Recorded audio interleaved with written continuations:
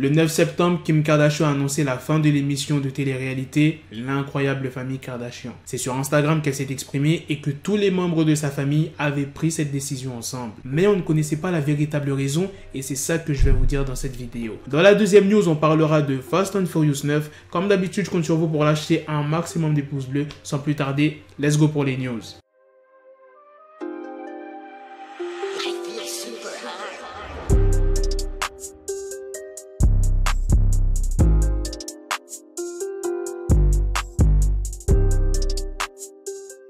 C'est 3 membres de la famille qui ont menacé de quitter l'émission. Et qui sont ces 3 personnes?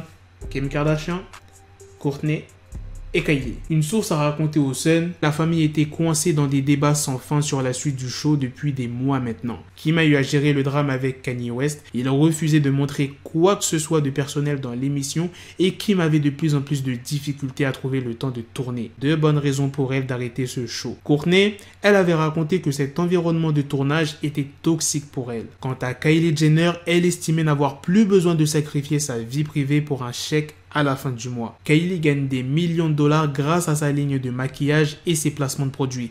Elle n'a pas besoin du show et comme Kendall, elle se débat depuis toujours avec la célébrité et le fait d'être sous les projecteurs. Tourner l'émission voulait dire pour elle être à Los Angeles avec sa famille. Aujourd'hui, elle est libre de prendre un vol pour partir en vacances ou pour suivre Travis Scott sur sa prochaine tournée. Les seuls membres de la famille qui sont un peu tristes que ça soit la fin de la télé-réalité, c'est Khloé Kardashian et Scott Disick. Kris Jenner avait même raconté à la radio que sa fille était triste, n'arrêtait pas de pleurer depuis l'annonce officielle. Elle a dit quoi? Cela a été une décision difficile, je ne vais pas mentir, c'est très émouvant. Maintenant que vous connaissez la véritable raison, on va passer à la deuxième news sur Fast and Furious 9 qui devrait se dérouler dans l'espace. Il y a de cela plusieurs mois, il y avait des rumeurs comme quoi que Fast and Furious 9 se déroulerait dans l'espace. Même dans un communiqué d'Universal, ça parlait de ça. Je vais vous dire ce qui était dit. On ressent tout votre amour et votre excitation envers ce prochain chapitre de notre saga.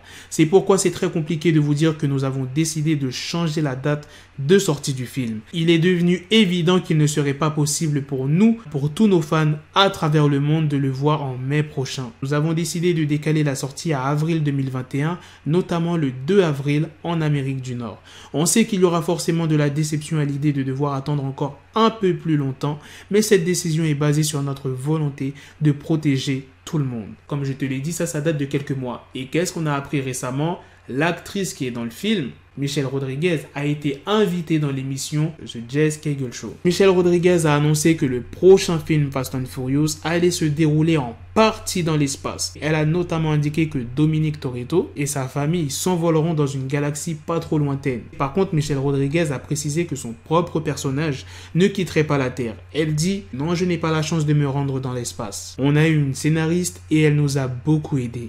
Les filles de la franchise ont été mieux traitées. J'espère qu'on le verra dans le résultat final. Ah oui, il n'y aura pas Jason Statham ni Dwayne Johnson dans Fast and Furious 9. Voilà les gars, c'est la fin de cette news, c'est aussi la fin de cette vidéo. Dites-moi dans les commentaires ce que vous en pensez de la première news sur les véritables raisons de la fin de l'incroyable famille Kardashian et de la deuxième news sur Fast and Furious 9 qui va se dérouler une partie, comme elle a dit, Michelle Rodriguez, dans l'espace. Moi, je pense que je vais arrêter de regarder Fast and... Non, je peux pas arrêter de regarder Fast and Furious. Je suis là depuis les premiers Fast and Furious, mais plus ça a avancé et plus c'est devenu du fantastique. Ça tombe bien, j'ai trouvé un site qui rappelle les séquences les plus ouf qu'il y a eu dans tous les Fast and Furious, à part les derniers parce que ça date quand même de 2017. Fast and Furious 6, la séquence de l'avion, tu te rappelles pas trop? Tu sais, c'est quand toute l'équipe de Vin Diesel essaye de rentrer à l'arrière de l'avion en voiture. Par la suite, il y a Vin Diesel qui se tape avec Jason Statham à l'intérieur de l'avion et ensuite il y a l'avion qui explose. Cette scène, elle était magnifique, mais les voitures qui essayent de faire arrêter l'avion, c'était ouf. Fast and Furious 5, la course-poursuite avec le coffre. Oh là là là là, j'avais oublié cette scène à la fin du film avec le gros coffre blindé là où il y a énormément de millions de dollars. Fast and Furious 7, séquence finale à Los Angeles. Ah oui, quand il y a eu le parking géant qui s'est écroulé, le drone destructeur, du fantastique. Fast and Furious 2, tu vois, il n'y avait pas des scènes what the fuck. C'était bien. Fast and Furious 6, les voitures volantes de Londres. Fast and Furious 4, la course en souterrain. Celle-là, c'était ouf aussi. C'est à partir de Fast and Furious 4 que c'est devenu du fantastique. La course en souterrain, quand tout commence à péter et Vin Diesel, il arrive à sortir par miracle et tout de la montagne. Moi, j'ai rien contre tout ça. Mais elle devrait revenir aux bases, comme dans le premier et dans le deuxième Fast and Furious. Tu vois, de temps en temps, faire du fantastique, ok, et de temps en temps, faire de la réalité. Mais là, l'espace, wesh. Bref, sur ce les gars, on se donne rendez-vous très prochainement pour d'autres vidéos news. Prenez soin de vous la famille. Peace. The bezel had to switch my schedule on my dick, she Lego, never Lego. Her my stuck up on me, so I call it Velcro. Still I need my dinero pendejo. Hit my metro if it's about to peso, like it's Go Diego, make it right on schedule. Got the pistol on me with the dick extendo, bitches in the back just like a fucking echo. Hey, that bitch told me you got pencil dick. She grip on my dick like a selfie stick. I got a big gun, I need help with it. To wet your babe up, Michael fell with it.